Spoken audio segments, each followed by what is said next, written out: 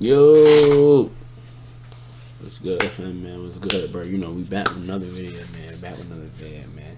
And today is a good video because I'm testing out my green screen today, and got that going. So that's why my camera look like this right now. It look like that because I'm testing out my green screen, and got that going. Or hold on. Let me get it right for you. So look, y'all, man. Today, man, we got a special little video for y'all boys, man. Today, we got a video of AE, man. I ain't gonna lie, that boy been going crazy in the goddamn playoffs, bro. Like, that boy been going super crazy in the playoffs, bro. It's just like, he is taking out all the legends, though. Like, bro, that nigga last year he had a run. He had a run last year. This year he had a run. This is like, bro, it ain't been crazy, bro. Like, he might just, I don't know. He might just take it all the way, man. He might just be a legend killer, bro. And he got to play stuff in the next game coming up. So, you know what I'm saying? Today, man, we just going to react to, like, a breakdown of him really going stupid. Like, him really going stupid. Nah, but for real, congratulations to AE, man. I ain't gonna lie. He took us out first round, bro. I'm a Lakers fan. And that nigga took us out. Like, bro, it hurt me, too. It hurt me, too, because I'm a Lakers fan, bro. Like, it's up, man. But hey, it's all good, man. It's all good, man. Maybe next year, man. Maybe we ain't had no bids either, though. Lakers had no bids, bro. So I can't even get mad at that. But hey, Ant-Man going stupid, bro. They call him Legend Killer for a reason, man. So you about to see why they call him Legend Killer.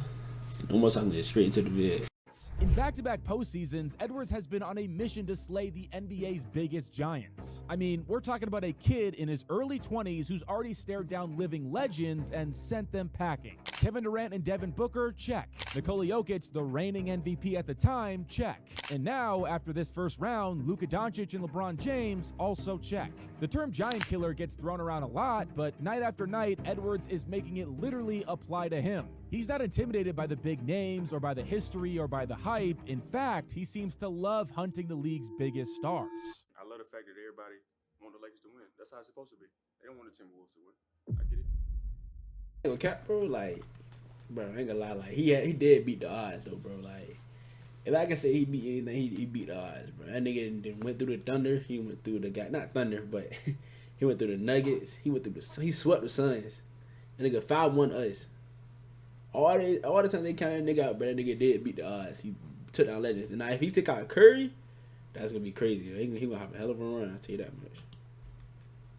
Now, the legend of Anthony Edwards as the giant killer truly began in last year's postseason, as the Minnesota Timberwolves entered as underdogs against KD's Suns in the first round. But what did Edwards do? Well, he bounced them in a clean sweep. And in the clinching Game 4, Edwards dropped a 40-point, 9-rebound, 6-assist masterpiece, outdueling both Durant and Booker in their own house. And after finishing off Phoenix, Edwards even made sure to let his childhood idol Durant know who came out on top. I'm excited to play with him this summer, man. Talk a little trash and let him know I sent him home. We had a 22-year-old grinning and chirping at a future Hall of Famer he just eliminated. He wasn't being disrespectful, he was being fearless, and that series announced something that was loud and clear. Anthony Edwards had arrived, and he did not care who was in front of him. Tell him take him home, Mario! Now, next up was the defending champions in the Denver Nuggets, and if that Suns series was a coming-out party, the second round was a heavyweight bout. Edwards versus Jokic, the young phenom versus the league's best big man, and Edwards did not back down, not even an inch. Shot clock at 7. He'll dance. Great cut over, and a shot. Sizing him up. Ain't gonna lie, bro. He had probably that was one of the best series I watched, like, last year, bro. That was one of the best series, man. And he really beat them. Like, I think he took them all the way to like Game 7, and he beat them, bro. Like, it was crazy. Like, Ant-Man might be the new Jordan, bro. He taking out all the legends, bro. Like, tell you, it's gonna be crazy if you take out Curry. Crazy.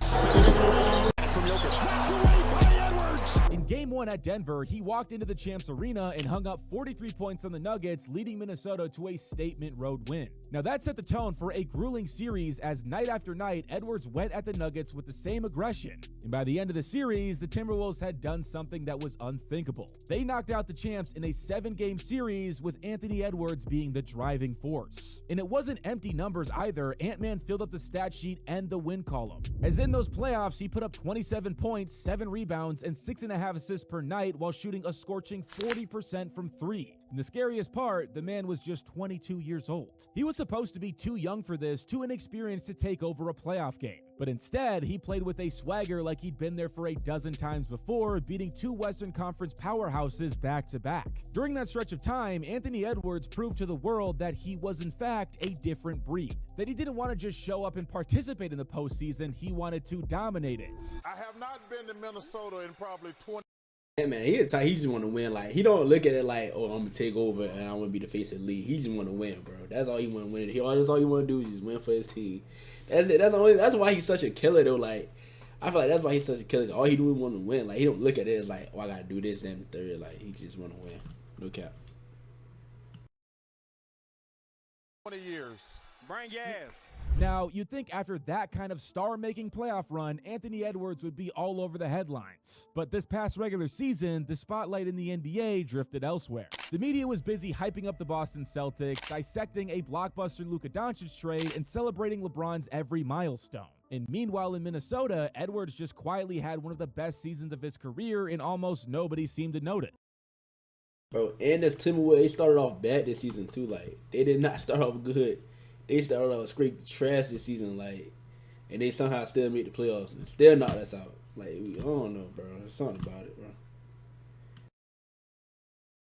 But he didn't need the chatter, he just went out and leveled up as Edwards posted career highs across the board, proving that last season was just a preview. His scoring jumped to 27 points per game, ranking amongst the top 5 in the league. He became a legitimate deep threat, improving his three-point shot to about 39%, a big leap that made defenses pay for sagging off of him. And while doing all of that, he also upped his playmaking to a career-best 4.5 assists per game. In other words, he became an elite shooter without losing any of that explosive athleticism that makes him a terror going to the rim. I mean, we're talking about a 23-year-old who turned himself into a complete offensive force. And yet, because he wasn't in a major market or stirring up drama, a lot of fans and pundits kind of forgot about Ant this year. There was no MVP buzz, no constant ESPN segments. The Timberwolves had a good season, but they weren't dominating the headlines. It's almost as if the collective NBA world said, cool, the Wolves upset some teams, now let's move on to the usual suspects. But that's the thing about Anthony Edwards, he doesn't need your attention in January or February because this man is built for April. He was quietly sharpening his tools all season, waiting for the moment he could remind everybody exactly who he is. And as this year's postseason arrived, those who had forgotten about Ant-Man were about to get a very loud wake-up call. Now, coming into this postseason, they said the Wolves had no shot, just like last year and just like every other year. The Lakers came into the series with all of the momentum, 2 top 10 players, a surging offense, and the narrative was fully on their side. LeBron.